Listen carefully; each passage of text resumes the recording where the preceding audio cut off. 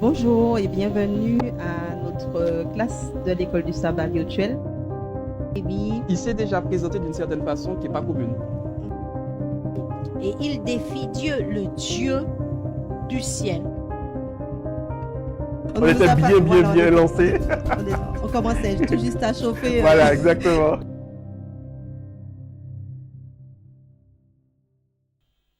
Bonjour chers amis, bonjour Mariana, bonjour Emmanuel.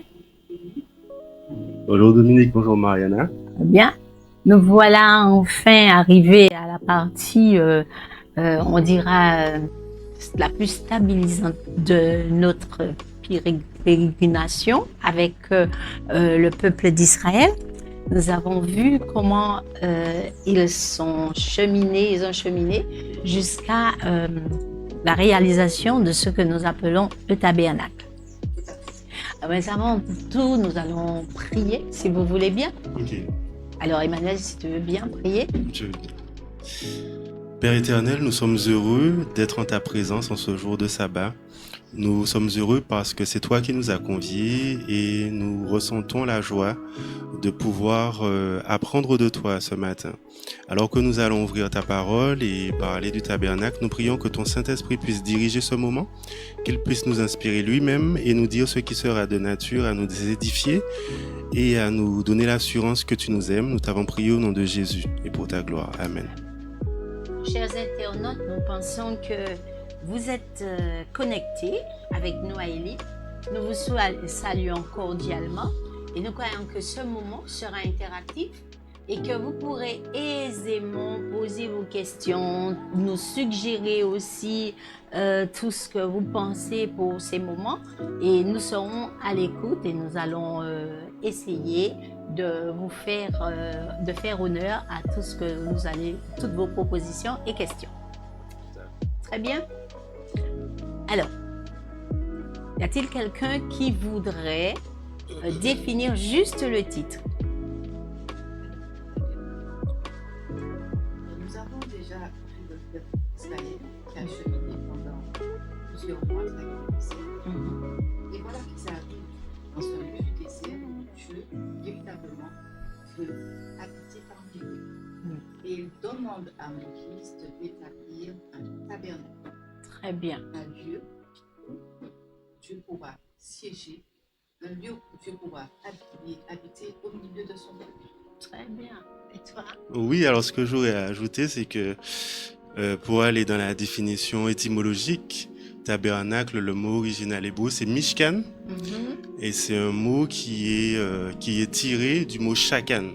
Et shakan, comme disait Mariana, vient du terme, donne l'idée d'habiter, de demeurer et donc de rester en la présence d'eux.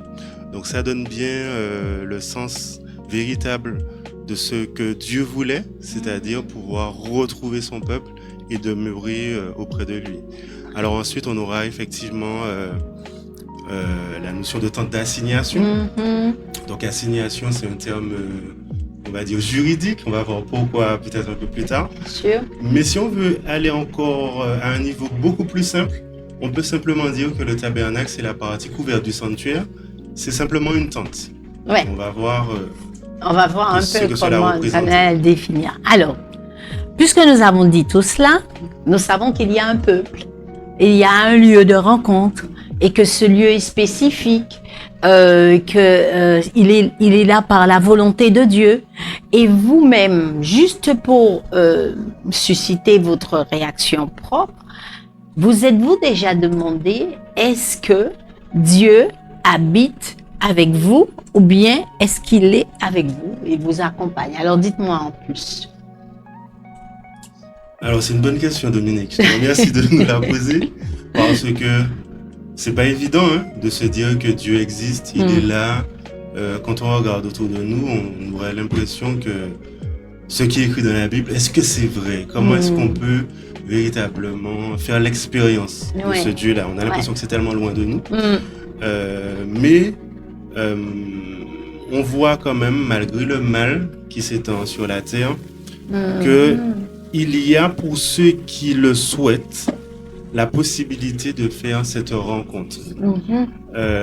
Dieu s'est manifesté dans le passé, il se manifeste encore aujourd'hui, mais il nous donne une méthode Oui. pour pouvoir aller à lui, le rencontrer, le découvrir, Mhm. connaître qui il est. Il Mhm. nous appartient Oui. de faire cet effort, Oui. d'entrer dans cette démarche, dans ce mécanisme pour pouvoir faire l'expérience de la rencontre. Mhm. Pour un petit peu aller écouter la réponse d'Emmanuel, Dieu, en fait, il veut faire sa demeure au milieu de nous. Mhm. On dit que nous sommes le temple du Saint-Esprit. Et j'ai cette ferme conviction que Dieu veut demeurer en chacun de nous et faire sa demeure en nous. Ah, vous me posiez une belle problématique là. Vous me dites que Dieu veut demeurer en nous. D'aucuns dira, mais quelle est la nécessité? Dieu demeure en nous et il veut d'un sanctuaire, il veut peut-être d'un temple. Alors dites-moi un peu plus. Pourquoi? Oui, c'est effectivement ça, la complexité.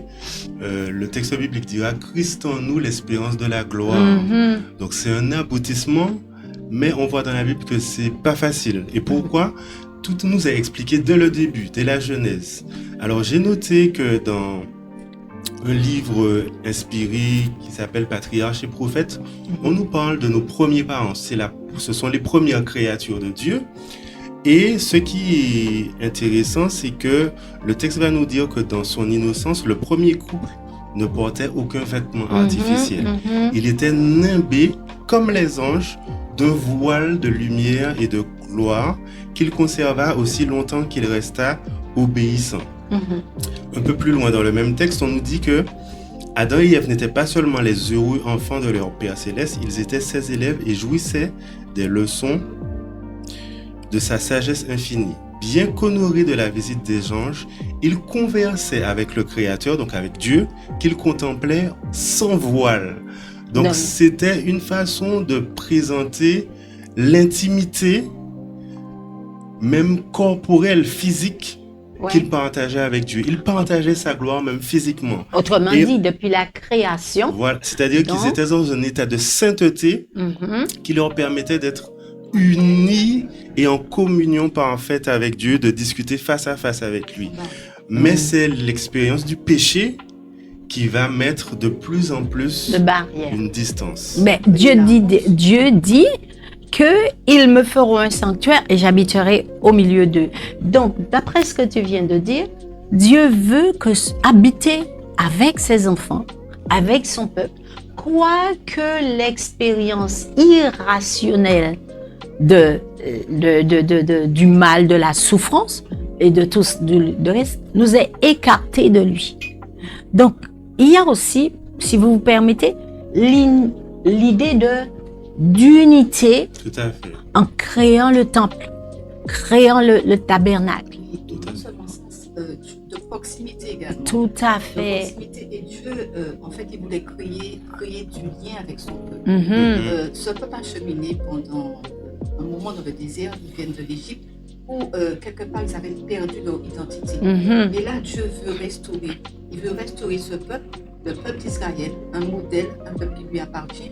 Il veut créer un lien qui fera que ce peuple pourra, de façon, j'ai envie de dire publique, montrer véritablement son identité Mhm. en qualité de peuple d'Israël.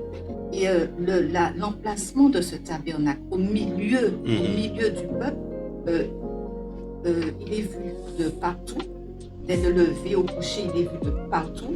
Et Dieu, enfin, ses habitants pouvaient de façon libre pouvoir se rendre au sanctuaire le matin, le soir, proposer leur sacrifice comme un culte.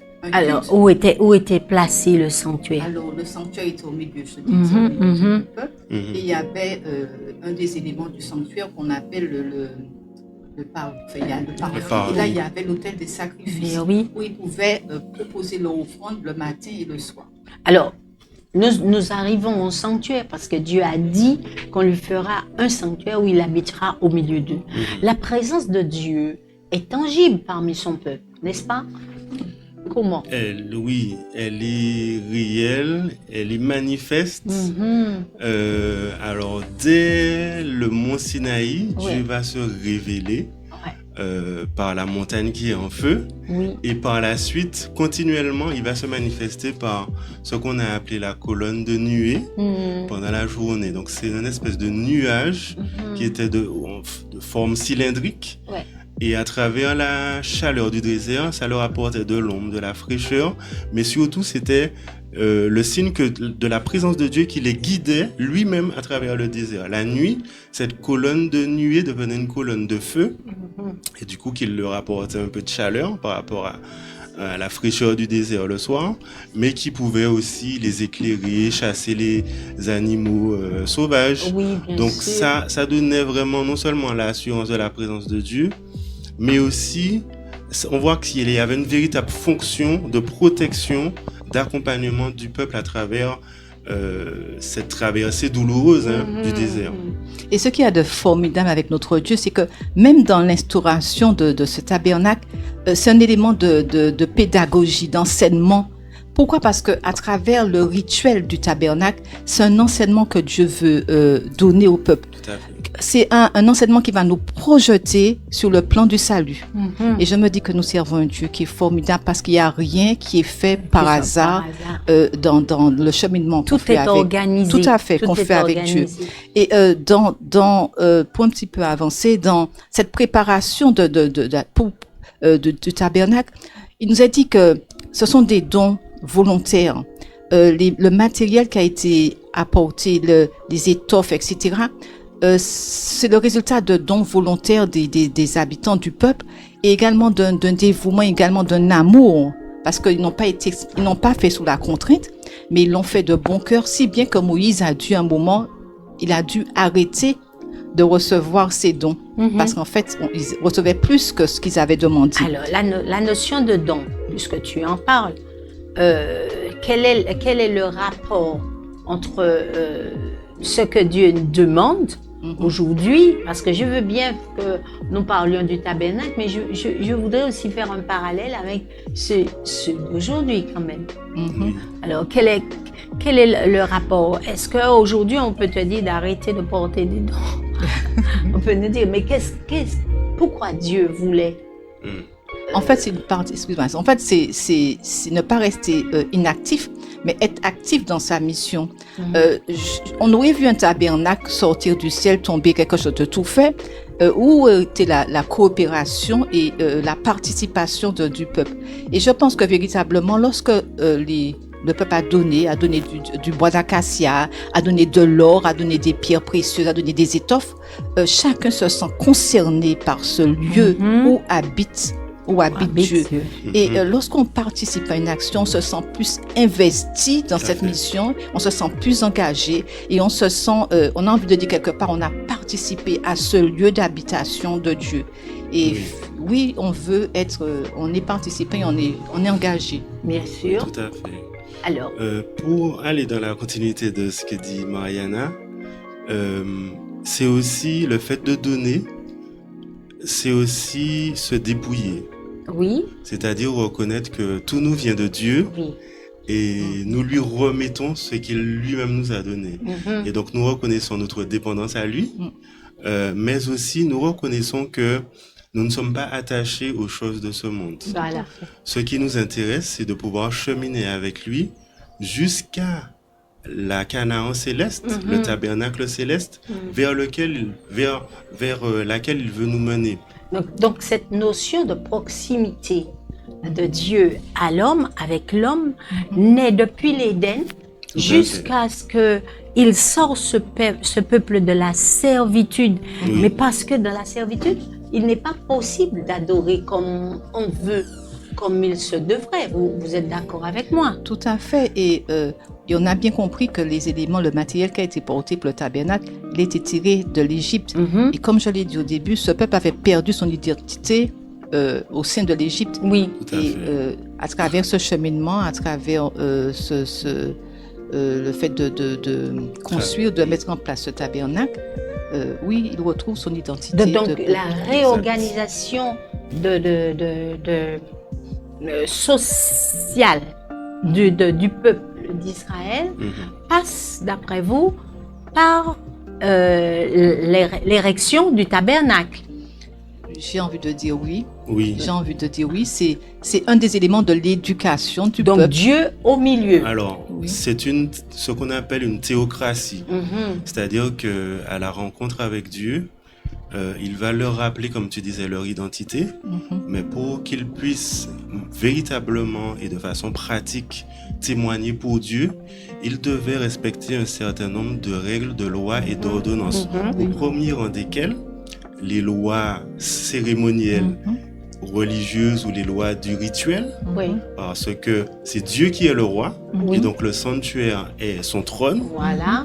Et ensuite, il y avait aussi toutes les lois sociales, les lois sanitaires, qui faisaient que toute l'organisation, effectivement, du peuple relevait d'une révélation divine. Oui, tout à fait. Donc tout est organisé autour du sanctuaire parce que Dieu est au centre. Oui. Tout à Et fait. Dieu veut montrer à son peuple, d'après ce que vous me dites, Dieu veut montrer à son peuple qu'il habite parmi eux Tout à fait. et la présence centralisée.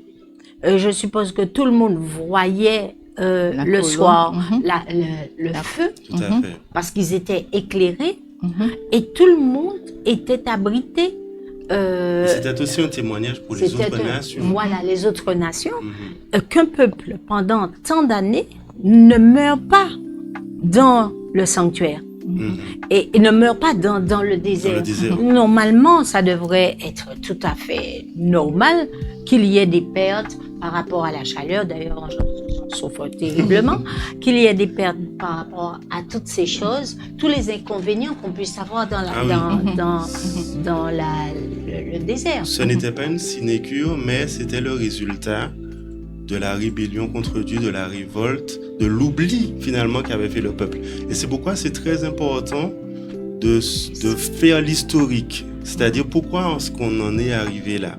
Pour revenir à la notion d'habitation, nos premiers parents, Adam et Ève, non seulement Dieu leur avait donné la terre entière hein, Oui. pour habitation, mais il leur avait construit un lieu spécial. C'était le jardin d'Éden. Lieu non seulement beau, mais artistiquement travaillé pour être leur demeure, leur habitation. Et c'est là que les anges et que Dieu venaient les rencontrer, les instruire et leur donner de la force, de l'énergie pour les missions qu'il leur avait confiées. Et lorsque malheureusement ils ont péché, Dieu a dû les sortir de ce sanctuaire finalement. Finalement, c'était un sanctuaire. Le premier sanctuaire, c'était le jardin d'Éden. Ils pêchent, Dieu est obligé de les faire sortir de son sanctuaire parce que Dieu est saint et il ne peut pas cohabiter avec le mal. Donc, il y a cette notion de, on n'a plus d'habitation et du coup, on est en voyage, en cheminement pour retrouver ce Dieu. Et pour revenir à la notion de tente, le mot hébreu pour tente, c'est Oel Moed, et il revient beaucoup, notamment au niveau des patriarches, Abraham, Isaac et Jacob. On nous dit le texte d'Hébreu, par exemple, ils habitaient sous des tentes. Et la notion de tente, c'est aussi la notion de voyage, puisque la tente, c'est un instrument qu'on peut plier, démonter, on avance, déplacer. on la remonte, etc. Donc, c'est aussi l'histoire d'un cheminement avec Dieu, l'idée d'un voyage. On est en voyage avec Dieu. Il y a quelque chose qui n'est pas statique. Voilà. Il n'était pas question pour eux de demeurer dans le désert. Le lieu où ils étaient. Le lieu où ils étaient. Donc, On est en la mouvement. tente donnait l'impression que c'était quelque chose, mais tout en ayant un aspect de quelque chose qui était vraiment beau. Donc, Dieu choisit deux hommes d'une compétence extraordinaire. Oui. Il choisit Bezalel et il choisit aussi Oholiab. Et il dit que eux, ils ont un don.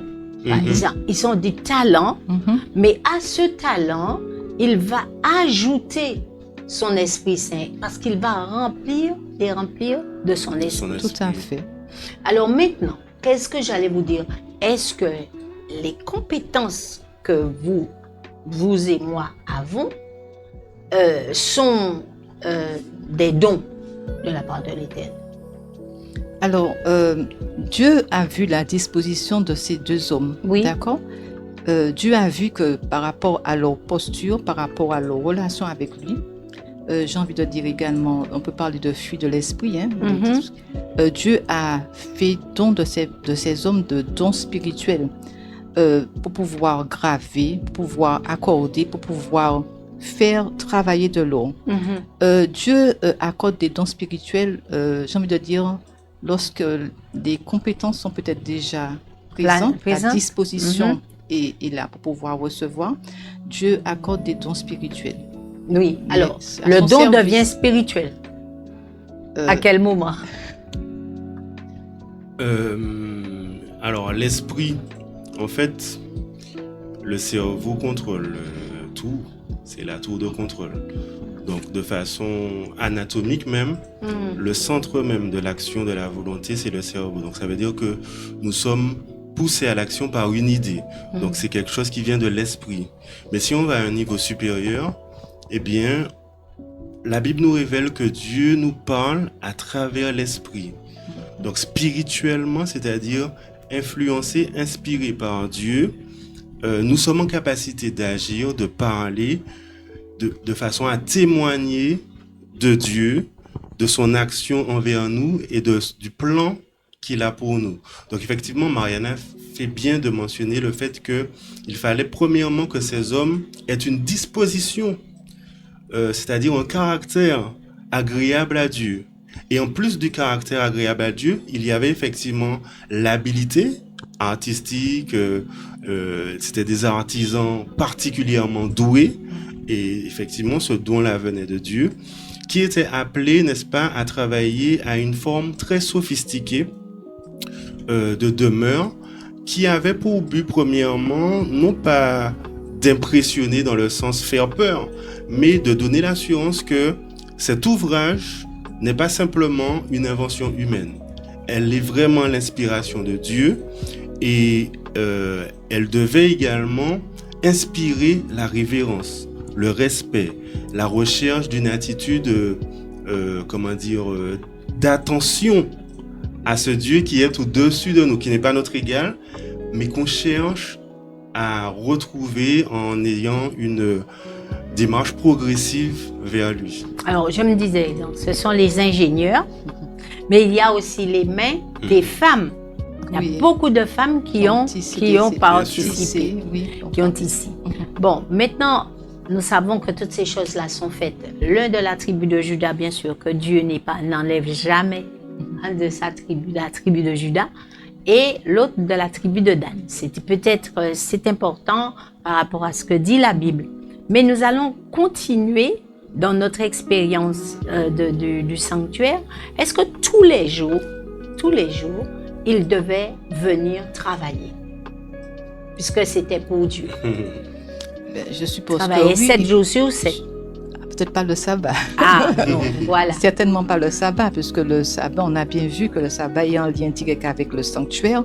L'objectif premier, c'est d'être dans la présence de Christ, puisque le sabbat, son objectif, c'est l'adoration qu'on doit porter à Dieu le Créateur, mais également être en sa présence. Donc sabbat, sanctuaire, le même objectif, être dans la présence de Dieu.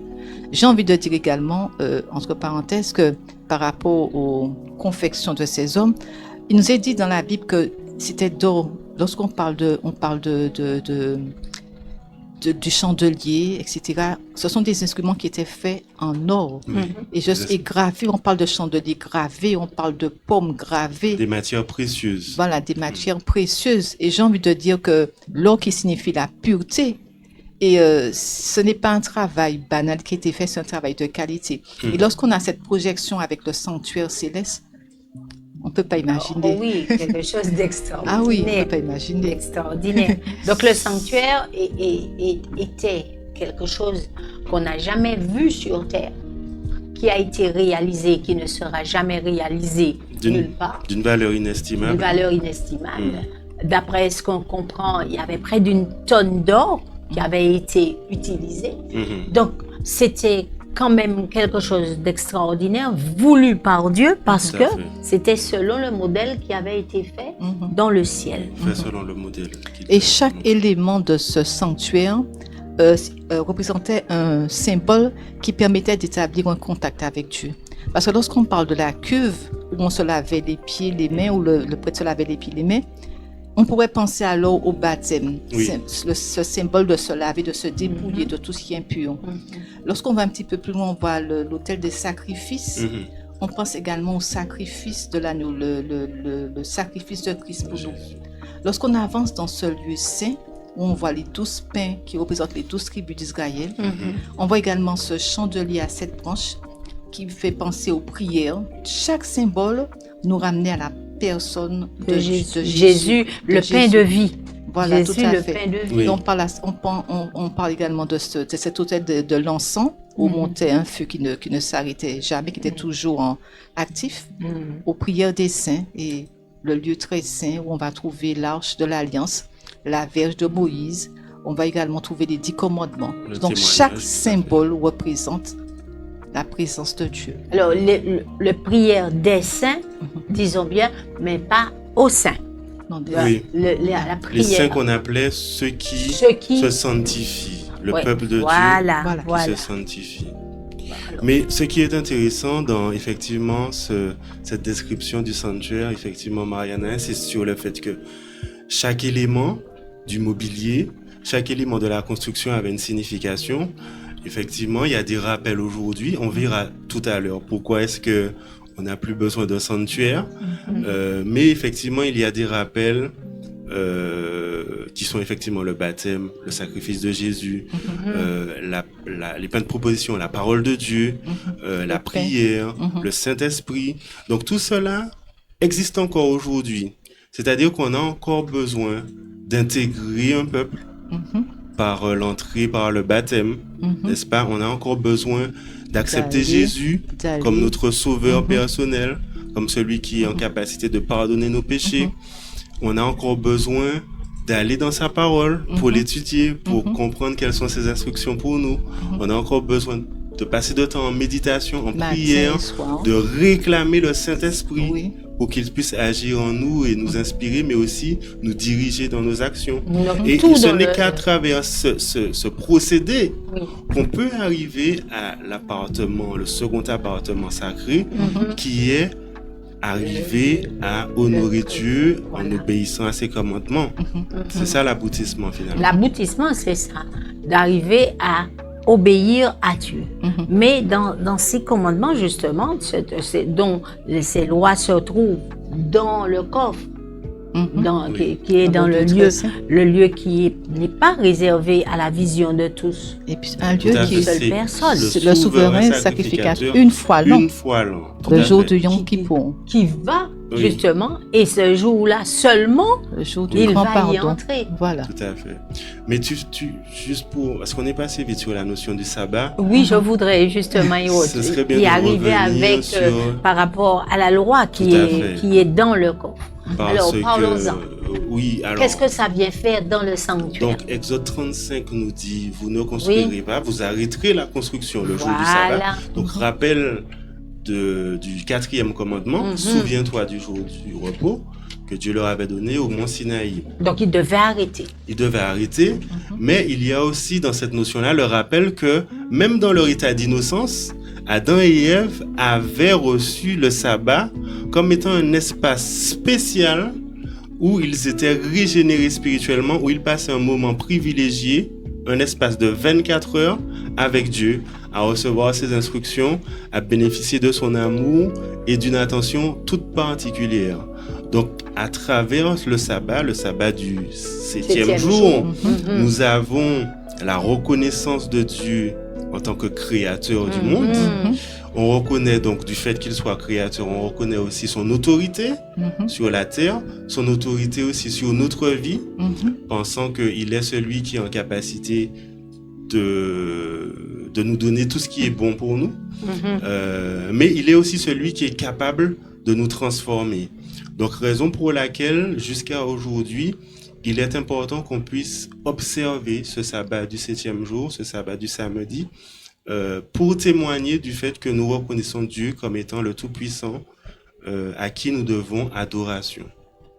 Donc, voilà. Donc, nous arrivons à cette adoration. Et pourquoi Dieu disait, mais si nous lisons justement le texte d'Exode, que celui qui justement travaillerait ce jour-là serait puni de mort. On a bien lu Exode 35, versets 1 à 3.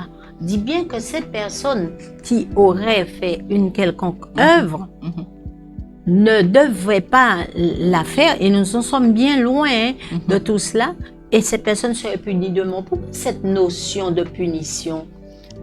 En fait, Dieu a dit qu'il est le seul et vrai Dieu. Oui. Emmanuel a fait allusion à un Dieu créateur. Un Dieu créateur qui nous a dit que nous avons 6 jours pour nous reposer. Oui. 6 jours pour faire tous nos ouvrages. Mais le 7e jour, il désire que nous nous souvenions de ce jour. Souviens-toi du jour du repos pour le sanctifier. Un jour qui a été mis à part, un jour qui représente un mémorial de la création, un jour pendant lequel j'ai envie de dire qu'on se ressource et comme une batterie, on reprend de l'énergie, on puise à la source. Donc, le tabernacle a un lien avec le sabbat parce que il y a quelque chose qui doit se passer. Ce jour-là, tout le monde a les yeux. C'est un moment de réunion avec d'unité. Vas-y, je t'ai coupé, excuse-moi. D'unité, mais autour d'une même pensée. Et tout le peuple devait voir quelque part quelque chose qui allait les délivrer, le monde entier, quelqu'un qui allait délivrer le monde entier de tout l'asservissement, de toutes ces contraintes, du désert. Et ce désert dans lequel tu disais ce n'était pas de tout repos, aujourd'hui encore, nous le subissons, n'est-ce pas? Nous subissons ce désert. Oui, je voulais juste ajouter que cette notion de tente, c'est aussi une notion de protection. Donc le sanctuaire, le sabbat, c'est 2 éléments de protection. On voit dans la première référence de tente que Noé était sous sa tente quand il s'est dénudé. Et il a été moqué par son fils, etc., qui a commis un péché. Pourquoi? Parce qu'il l'a découvert dans sa tente et il est venu avec ses frères pour l'exposer. Donc la notion de tente, c'est le fait d'être protégé. Et pourquoi? C'est pas que Dieu veuille faire mourir, c'est que nous sommes dans un environnement partagé entre le bien et le mal, et où l'ennemi a pris de l'ampleur et de l'autorité. Donc le mécanisme par lequel Dieu veut nous protéger des pièges de l'ennemi, c'est justement cette tente qui est le sabbat, et qui est aussi un symbole de la présence de Dieu qui nous couvre, qui nous protège et qui nous permet de traverser les tribulations. Il nous est dit dans l'Apocalypse que, pour avancer un petit peu dans les quelques notions qui vont nous concerner plus aujourd'hui et dans la fin des temps, il nous est dit dans l'Apocalypse que, Apocalypse 7, verset 15, qu'il y a un peuple de Dieu sur lequel Dieu va dresser sa tente sur eux. Et c'est un peuple en particulier qui est entré dans le tabernacle et qui adore Dieu. Dans l'Apocalypse également, il nous est dit que le parvis est foulé par les nations. Donc il y a une signification bien particulière, c'est que Dieu appelle un peuple de Dieu à sortir l'Exode, à sortir des habitudes du monde pour rentrer dans un plan très particulier, parce que dans la fin des temps, il y aura une attaque particulière de laquelle ils devront être protégés et guidés par Dieu. Amen. Alors, nous terminons, chers amis, bien sûr, puisque le temps est toujours contre nous, sur ces quelques paroles, et nous vous invitons à relire justement cette histoire du tabernacle, à nous réécouter, et avec bonheur, nous pensons que vous allez en tirer une belle conclusion. Le privilège d'Israël était de représenter le caractère de Dieu tel qu'il avait été révélé à Moïse, répondant à la prière de celui-ci, « Fais-moi voir ta gloire ». Mais que l'Éternel nous bénisse et qu'il nous permette de voir sa gloire au travers de toutes ses instructions. Tout à fait. Amen. Merci à vous deux. Merci. Nous allons nous incliner et dire merci à notre Dieu. Éternel notre Dieu, nous te remercions d'avoir été au milieu de nous. Et nous croyons que tes promesses se sont réalisées parce que 2 ou 3 sont assemblés en ton nom et tu étais au milieu de nous. Puisses-tu bénir ceux qui nous ont écoutés, ceux qui nous écouteront au nom de Jésus et pour ta gloire. Amen. Amen.